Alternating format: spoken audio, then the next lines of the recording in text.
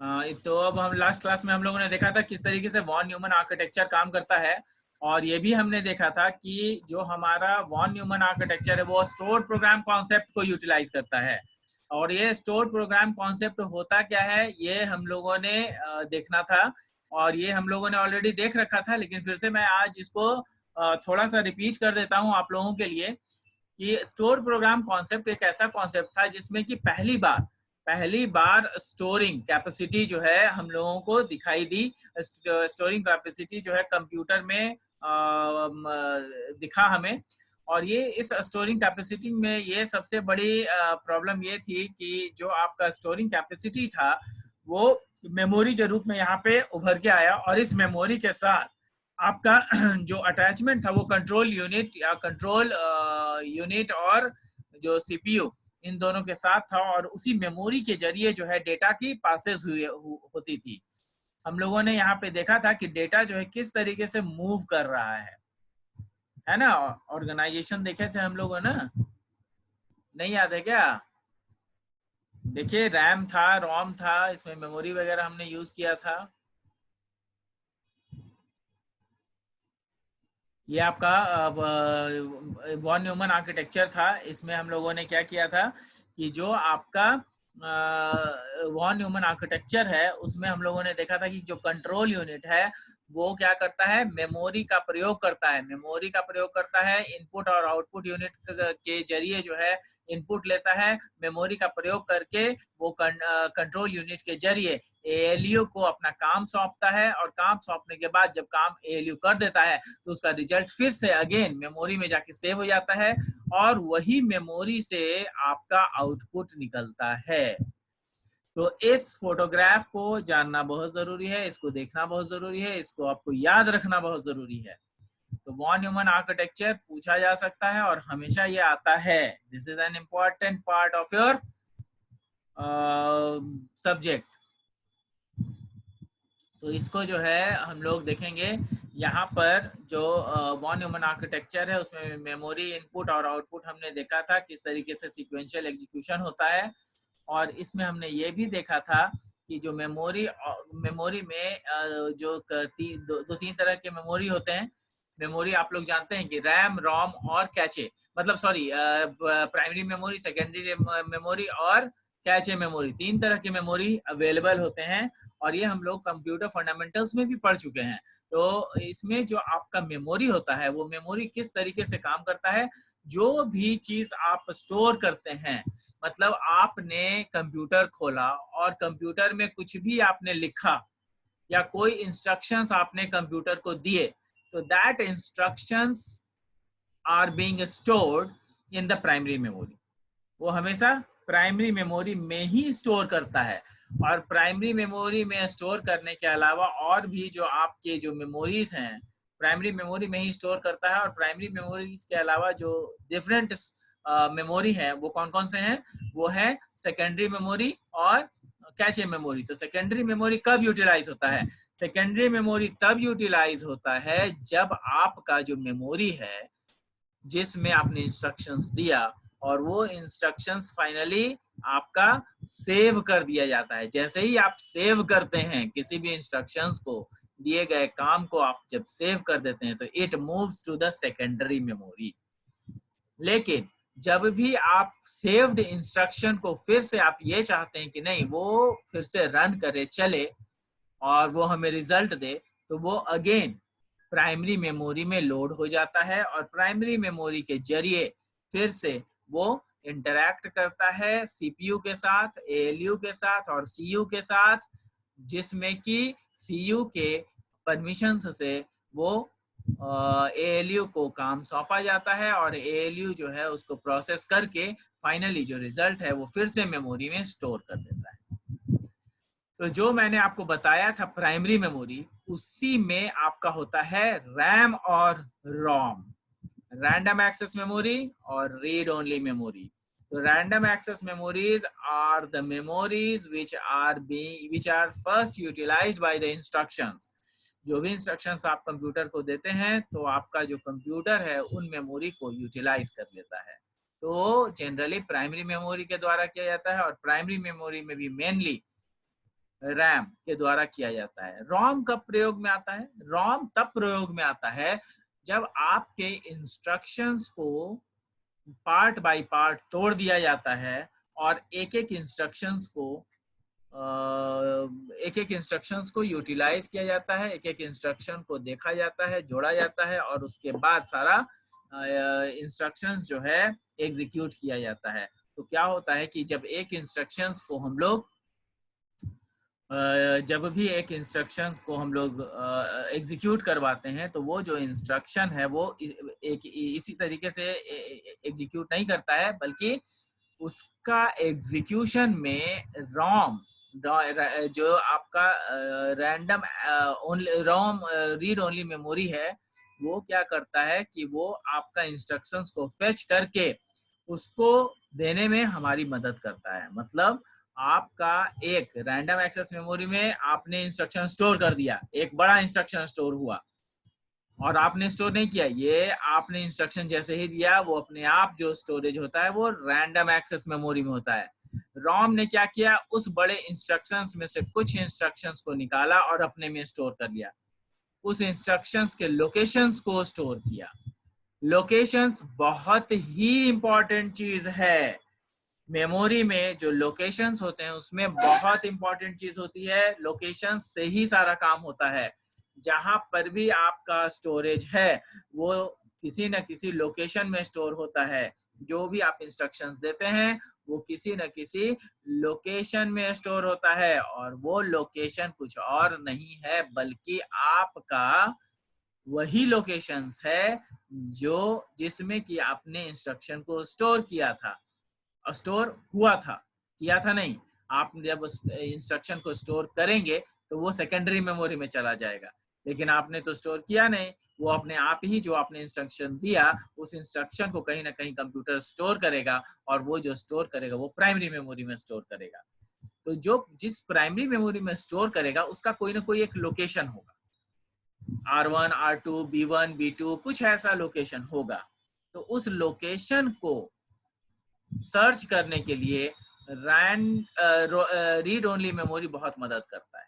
उस लोकेशन को वो स्टोर करके रखता है और ये ध्यान में रखिएगा कि जब भी एग्जीक्यूशन प्रोसेस में होता है तो रीड ओनली मेमोरीज जो होते हैं, रोम जो होते हैं, वो दूसरे इंस्ट्रक्शन, जब आपका प्रोसेसिंग चल रहा है तब तक तो रोम जो है आइडल नहीं बैठेगा। वो क्या करता है कि दूसरे इंस्ट्रक्शंस जो इसके बाद एग्जीक्यूट होने हैं, जो अभी करेंटली हो रहा है उसको छोड़ दीजिए, उसके बाद जो भी एग्जीक्यूशन होने वाला है उस मेमोरी को, उस लोकेशन को, जो नेक्स्ट इंस्ट्रक्शन है उसको पहले ही से लोकेट करके रखता है और उसके बाद लोकेट करने के बाद उसको जो है इंक्लूड कर लेता है और उसी से के जरिए हमारा नेक्स्ट इंस्ट्रक्शन जब एग्जीक्यूट करवाना होता है तो वहीं से, उसी लोकेशन से जो रोम स्टोर करके पहले से रखता है उसी लोकेशन को शेयर किया जाता है।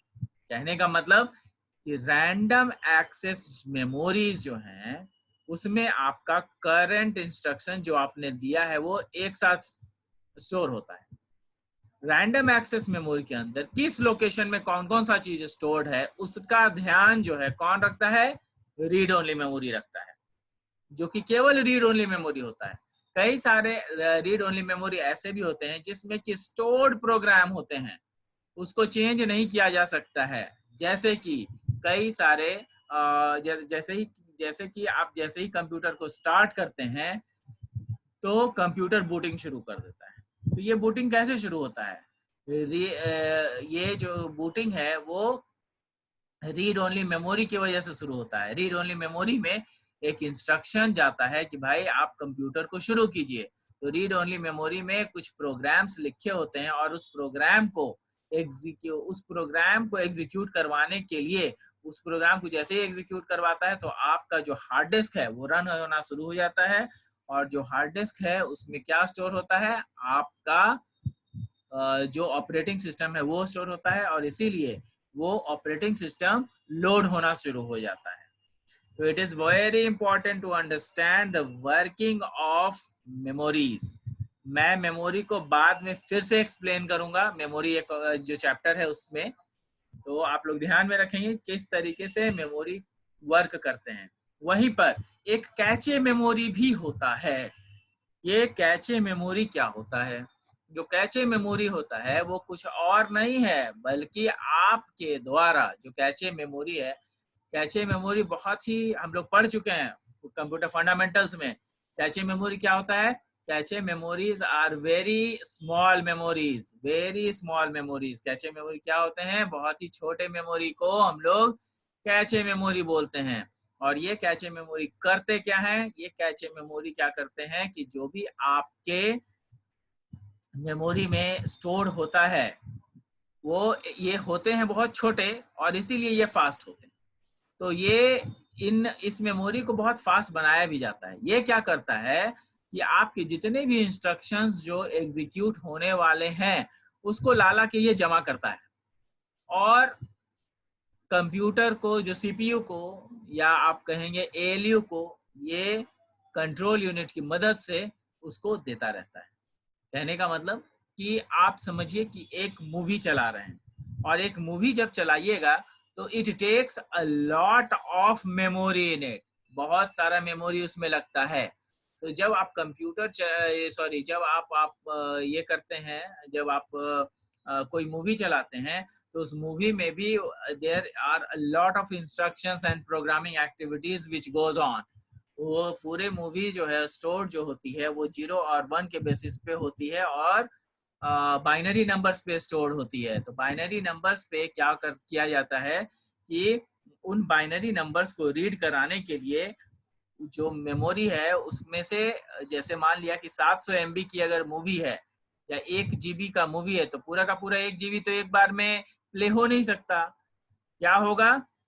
पार्ट बाय पार्ट होगा। हो सकता है कि 1 MB 2 MB एक बार में हो जाए। तो 1 MB को क्या करता है कि 1 MB को भी कैचे मेमोरी 1 MB को भी डिफरेंट पार्ट्स में डिवाइड कर देता है। उसको 5 KB, 10 KB, 20 KB या फिर 1000 KB या फिर 500 KB में तोड़ देता है और 500 KB को पहले लेता है और उसको कंप्यूटर सीपीयू को देता है कि तुम इसको एग्जीक्यूट करो, और जैसे ही एग्जीक्यूट करने के लिए उसको देता है और खुद खाली हो जाता है। फिर दूसरा 500 KB जो है उसी मूवी से लेता है और फिर उसको दे देता है कंट्रोल यूनिट को, तुम इसको एग्जीक्यूट करो। फिर वो तीसरा 500 KB लेता है और फिर उसको कंट्रोल यूनिट को दे देता है और खुद खाली हो जाता है। मतलब कि वो क्या करता है कि जो मेमोरी में स्टोर चीजें हैं उसको उठाता है और सीयू को देता चला जाता है, कंट्रोल यूनिट को देता चला जाता है। तो इस तरीके से काम जो है फास्ट हो जाता है और कैचे मेमोरी का बहुत बड़ा योगदान होता है इसमें। जो नेक्स्ट स्लाइड्स है वो देखिए, कंपोनेंट्स ऑफ अ कंप्यूटर हम लोग इसको कर चुके थे, सिक्वेंशियल होता है, और वॉन न्यूमन आर्किटेक्चर भी हम लोग कर चुके थे। इसमें देखिएगा कि हम लोगों ने मेमोरी में कैचे मेमोरी का कुछ फंक्शनल भी देखे थे, क्या क्या करता है। मेमोरी एड्रेस रजिस्टर और एमडीआर दोनों मैंने बताया था। क्या करता है मेमोरी एड्रेस रजिस्टर? वो एड्रेस को मेंटेन करके रखता है कि कौन से इंस्ट्रक्शन कहाँ पे स्टोर्ड हैं। और डेटा रजिस्टर क्या करता है कि उस पर्टिकुलर एड्रेस में कौन सी वैल्यूज स्टोर्ड है। तो दोनों का अलग अलग काम है। एक का काम है एड्रेस स्टोर करना, दूसरे का काम है एड्रेस के अंदर डेटा को स्टोर करके रखना। आगे जो है आपका मेमोरी और कैचे मेमोरी में क्या होता है, फेच ऑपरेशंस होते हैं। तो फेच ऑपरेशंस किस तरीके से काम होते हैं ये भी देख लीजिए कि फेच ऑपरेशंस जो होते हैं, the address of the desired memory cell is moved into the MAR. कहता है कि जो जिस जिस मेमोरी में भी काम करना होता है उस एड्रेस को मेमोरी एड्रेस रजिस्टर में डाल दिया जाता है। ऑब्वियसली ये कैचे मेमोरी करेगा ही, नहीं तो फिर काम कैसे कर पाएगा। तो इसीलिए मैंने अभी आपको जैसा कैचे मेमोरी में बताया एकदम सेम चीज वही लिखा हुआ है इसमें। दूसरा है कंट्रोल सिग्नल्स। ऑब्वियसली मैंने आपको बताया कि फेच करके और कंट्रोल यूनिट को भेज देता है, तो कंट्रोल सिग्नल्स कंट्रोल यूनिट के द्वारा ही डील किया जाता है, कंट्रोल यूनिट के पास चला जाता है। फिर उसके बाद यहाँ पे जो वैल्यूज है वो आपको क्या किया जाता है, वैल्यूज जो है उसमें लिया जाता है ताकि जो है आपका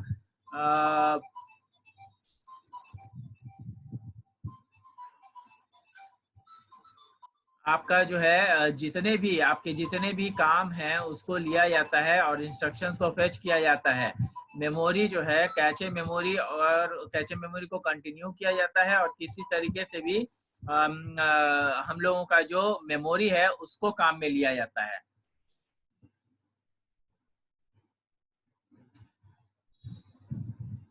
अब जो आप लोगों ने पढ़ा है उसी चीज को मैं बताने जा रहा हूँ कि किस तरीके से मेमोरी को जो है आगे बढ़ाया जाता है। मेमोरी का बहुत ही बढ़िया कॉन्सेप्ट है और वो मेमोरी के बिना जो है हमारा कोई भी काम जो है अधूरा रह जाता है।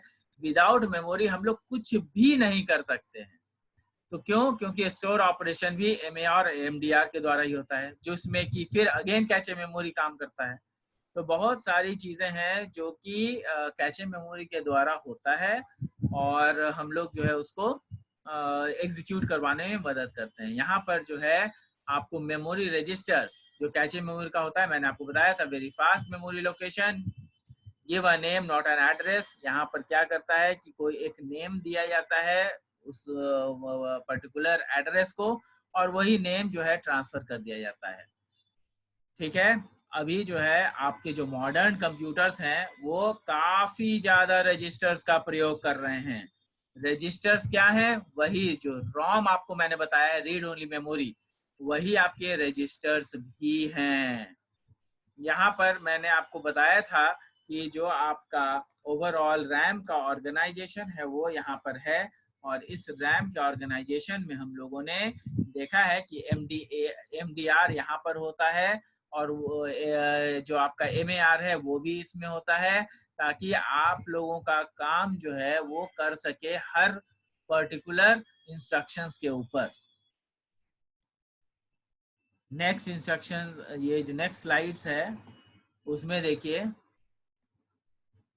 Cache memory memory access much slower than processing time. Cache memory क्या होता है? एक्सेस टाइम उसका बहुत ही कम होता है, इसीलिए बहुत फास्ट मेमोरी होता है।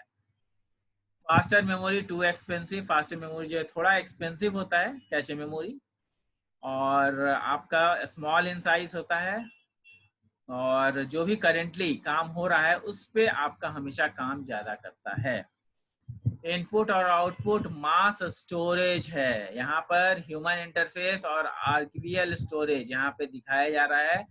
जो आपका ह्यूमन इंटरफेस है वो कौन कौन सा है? मॉनिटर है, कीबोर्ड है, माउस है।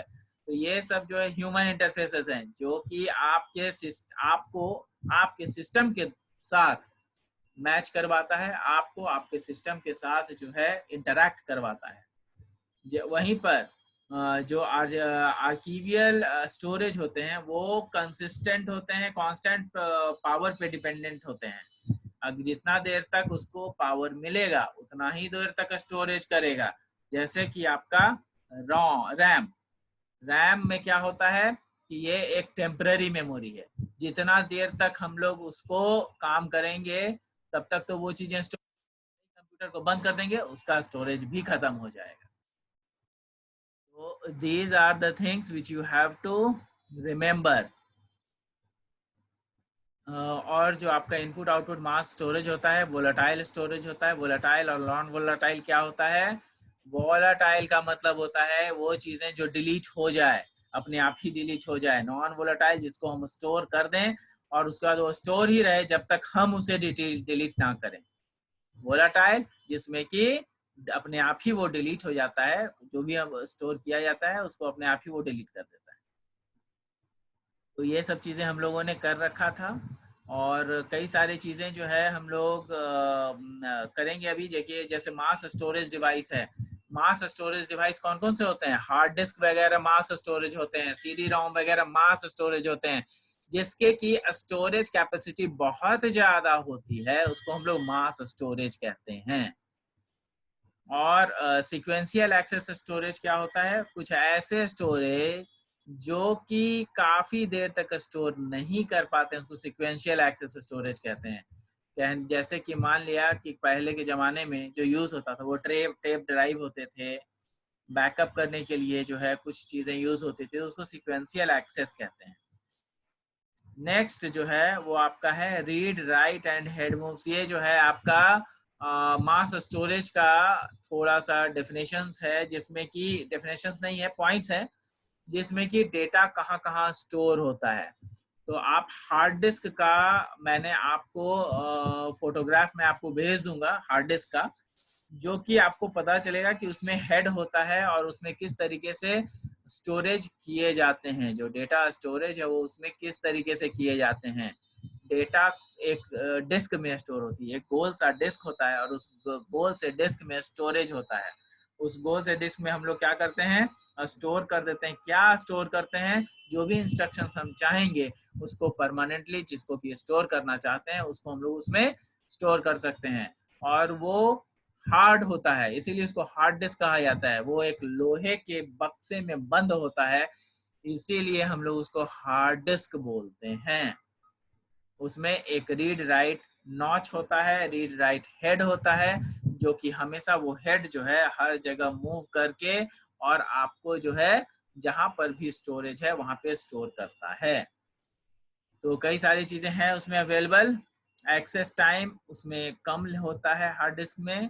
हार्ड डिस्क में actually access time as compare to other memories ज्यादा होता है, लेकिन हार्ड डिस्क में अभी जो है आपके नए हार्ड डिस्क जो आ रहे हैं उसमें काफी कम टाइम के साथ काफी अच्छा परफॉर्मेंस मिल रहा है हम लोगों को। ये देखिए, आपको मैंने कहा था फोटो दिखाऊंगा, ये देखिए फोटो है। ये फोटो जो है आपका किस चीज का है, ये फोटो जो है आपका टिपिकल हार्ड डिस्क का फोटो है, जिसमें कि ये जो आपका गोल गोल दिख रहा है ये ट्रैक्स हैं। इसी ट्रैक्स पे चीजें स्टोर होती है। ऊपर से ये एक रीड राइट हेड होता है। वो हेड क्या करता है, उस पर्टिकुलर ट्रैक पर जाता है, उस ट्रैक को रीड करने की कोशिश करता है। और यहाँ पर एक स्पिंडल होता है जो कि रोटेट करवाता है पूरे डिस्क को। तो ये आपका हार्ड डिस्क का फोटोग्राफ है।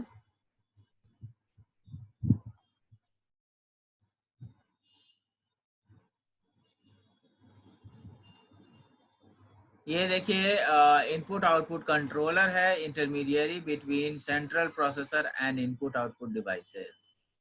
Processor sends request and data, then goes on with its work. Input output controller interrupts processor when a request is complete. अब इनपुट आउटपुट कंट्रोलर को समझिए क्या होता है। ये क्या होता है, सेंट्रल प्रोसेसर और इनपुट आउटपुट डिवाइस के बीच में इंटरमीडिएटरी का काम करता है। जो भी हम इंस्ट्रक्शंस देते हैं वो कंट्रोल यूनिट तक ले जाने का काम इसी इनपुट आउटपुट कंट्रोलर का है। ये क्या करता है, दूसरा काम इसका है, processor sends request and data then goes on it with its work. कहता है कि जो प्रोसेसर है वो सेंड करता है रिक्वेस्ट, प्रोसेसर को रिक्वेस्ट सेंड करता है और उसको उसका काम करने के लिए उसको कहता है कि भाई आप हमारा काम जल्दी से कर दीजिए, नहीं तो क्या होगा कि दूसरे और इंस्ट्रक्शंस आते चले जाएंगे, तब जाकर के प्रॉब्लम बढ़ जाएगी। तो इसी तरीके से जो है आपका प्रोसेसर जो है वो रिक्वेस्ट भेजता है डेटा को और फिर डेटा के साथ जो है ये काम आगे बढ़ा देता है। नेक्स्ट है input output controller interrupts. Input output controller interrupts होता क्या है, input output controller interrupts basically वो होते हैं जिसमें कि हम लोग रिक्वेस्ट भेजते ही रहते हैं। जब प्रोसेसर काम कर रहा होता है तो उसको बार बार वो इंटरप्ट चला जाएगा ना वहां तक। तो हम लोग तो इंस्ट्रक्शन देते हैं, देने का दे सकते हैं, देते रहते हैं, लेकिन हमेशा सारा इंस्ट्रक्शंस उसको नहीं मिलता है। सारा इंस्ट्रक्शंस इसलिए नहीं मिलता है क्योंकि वो इंस्ट्रक्शंस जो है इनपुट आउटपुट कंट्रोलर के द्वारा 1 बाय 1 भेजा जाता है। आपने भेजा, बहुत सारे इंस्ट्रक्शन एक साथ दे दिए, वो स्टोर करके रखे रहता है, लेकिन जब तक एक इंस्ट्रक्शन एग्जीक्यूट नहीं हो जाता है, जगह खाली नहीं होती है, तब तक आगे नहीं बढ़ता है। यहाँ पे देखिए इंटरप्ट सिग्नल्स का बताया गया है, मेमोरी है और इस मेमोरी में जो डेटा है वो भेजा जा रहा है इनपुट आउटपुट बफर के रूप में। इनपुट आउटपुट बफर क्या होता है, बफर का मतलब जो भी इनपुट आउटपुट डिवाइसेस हैं, इनपुट आउटपुट के जरिए जो है आप उसमें क्या करते हैं कि आप उसमें अपने इंस्ट्रक्शंस को देते हैं और these instructions and are being stored.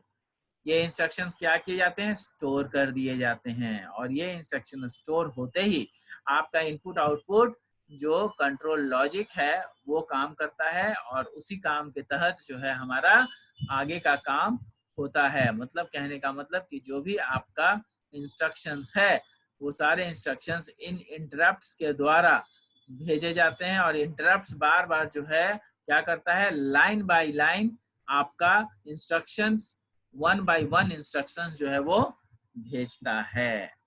यहाँ पर आपको प्रोसेसर दिख रहा है, यहाँ पे मेमोरी दिख रहा है।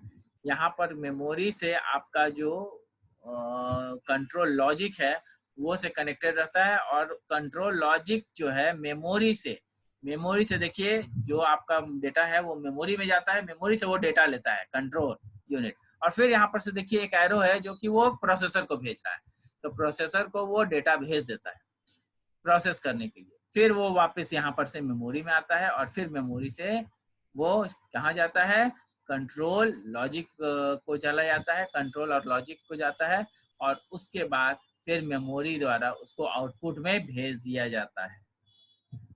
तो this is the whole story, कैसे काम करता है।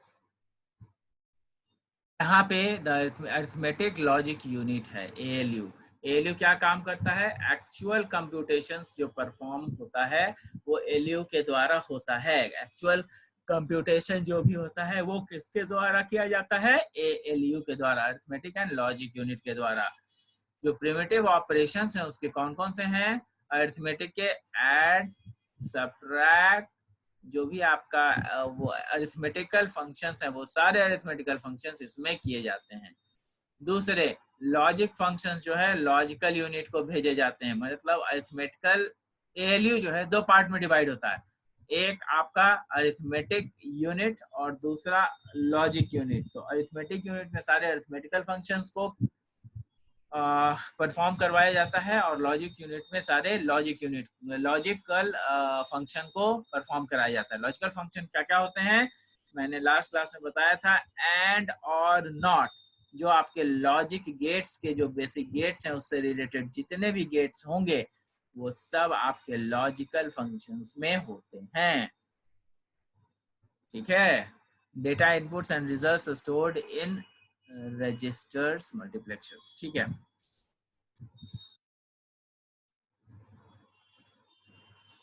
ALU जो है प्रोसेस करता है, क्या क्या प्रोसेस करता है, वैल्यूज ऑफ ऑपरेशंस जो भी आप देते हैं उस ऑपरेशंस को वैल्यू के साथ लोकेट कराया जाता है, और लोकेट करने के बाद उस वैल्यू को रीड करा करके उस पर काम करता है।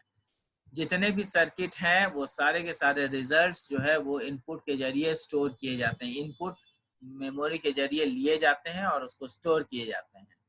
Multiplexer selects the one desired result from all values. जितना भी वैल्यूज मिलता है उसको मल्टीप्लेक्सर लेता है, और मल्टीप्लेक्सर अपने से खुद आपका काम सारा का सारा कर देता है। तो और रिजल्ट्स वगैरह जो है वो कहाँ स्टोर होते हैं, मेमोरी में, जो कि रजिस्टर के रूप में होता है। यहाँ पे देखिए अगर अरिथमेटिक फंक्शंस हैं तो किस तरीके से होता है, आपका इनपुट गया ए और बी का इनपुट गया, उसके बीच में प्लस होना था तो यहाँ पे प्लस हो गया, ए एलयू में चला गया, एलयू में आपका लाइन ए प्लस बी में गया, और ए प्लस बी से जाकर के मल्टीप्लेक्सर सर्किट में चला गया।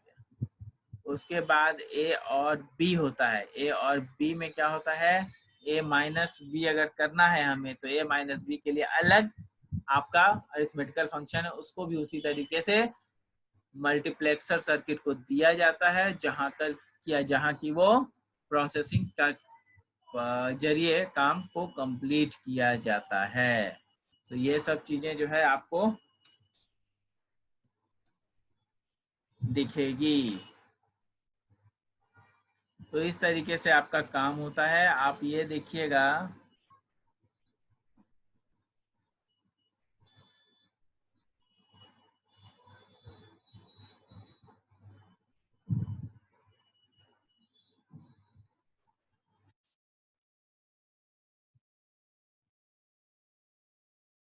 कंट्रोल यूनिट के बारे में मैंने बताया हुआ है आपको। कंट्रोल यूनिट फेच करता है मेमोरी में से, डेटा को फेच करता है, डिकोड करता है, फिर इसको एग्जीक्यूट करता है।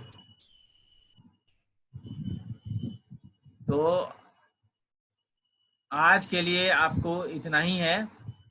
मशीन लैंग्वेज इंस्ट्रक्शंस हम लोग नेक्स्ट क्लास में करेंगे। ठीक है, तो आप लोग जो है इसको पढ़िए, इसको देखिए और इसको समझिए, समझने की कोशिश कीजिए। तब तक के लिए आप लोगों को सारा नोट्स कंप्लीट कर लेना है, ख़त्म कर लेना है। आप लोग इसको पढ़ते रहिए, नोट्स बनाते रहिए। Thank you, thanks a lot.